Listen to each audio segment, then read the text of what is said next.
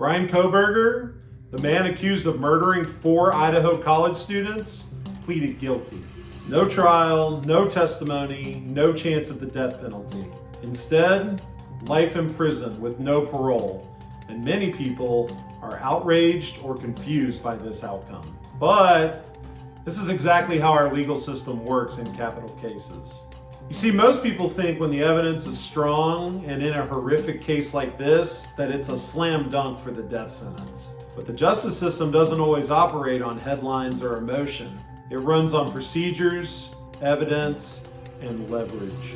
In reality, plea deals often happen even in the most high-profile cases, and they come down to one thing: control.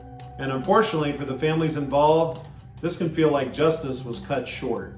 No trial means no opportunity to confront the accused, no full airing of facts in open court, and no guaranteed answers. And even worse, critical evidence that likely would have come out during the trial has now likely been sealed or will never be introduced at all. In this video, I'm going to explain the legal mechanics behind Kohberger's plea, why this happens in many death penalty cases, and how it gives prosecutors finality while giving the defense the only card they had left. You'll walk away with an understanding of how plea deals work, why they're often strategic, and why they don't always mean less punishment. I'm Major Beasley, Tennessee criminal defense lawyer. And while I don't represent Bryan Kohberger, I'm here to give a little bit more explanation of how these plea deals actually work behind the headlines. First, we're going to talk about why someone in Kohberger's position would take the deal. So Bryan Kohberger was facing the death penalty. And when someone's facing the death penalty, they don't get executed immediately. Even after they're found guilty and then a death penalty is actually imposed, there is then years of appeals, litigation that takes a costly and emotional toll on everyone involved. By pleading guilty, Kohberger avoids execution, but also ensures that he will never be free again. In this case, we're in the state of Tennessee. As of the recording of this video, a life sentence in Tennessee means you're eligible for parole after 51 years. Mr. Kohberger is 28 years old, which means if this were a Tennessee case, he would be eligible for parole at the age of 79. But the real reason that Mr. Kohberger probably accepted this plea deal is that it was the last card they had left to play. When facing strong evidence, this was the surefire way for his defense team to avoid the death penalty and the surefire way for the state to secure a conviction. In any plea deal, the prosecution has to accept as well, and we're going to explore some of the reasons that they might have done that in this case. Death penalty trials are enormous undertakings. They require expert testimony, airtight evidence, and are always vulnerable to appeal even after a verdict.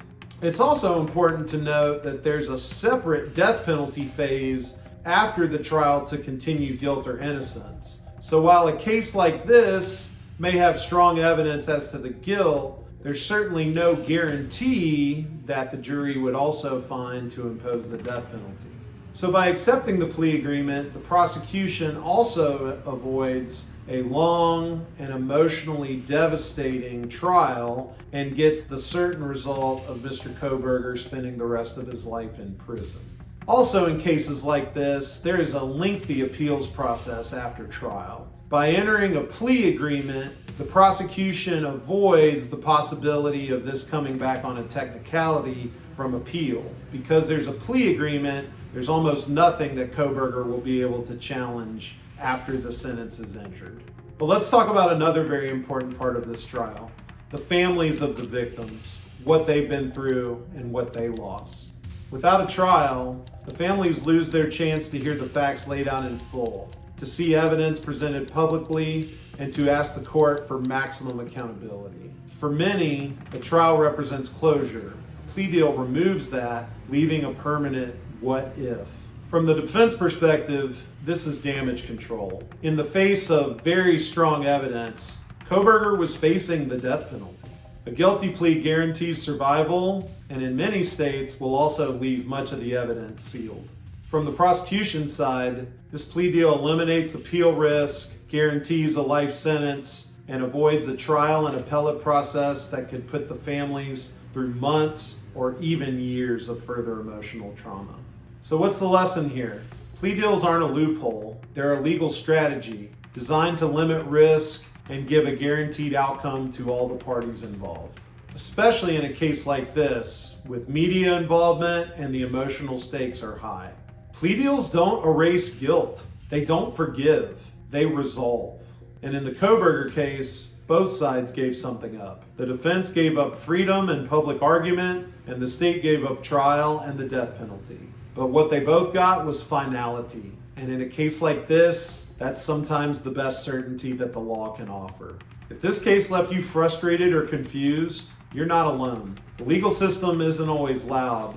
Sometimes it's silent, legal, and final.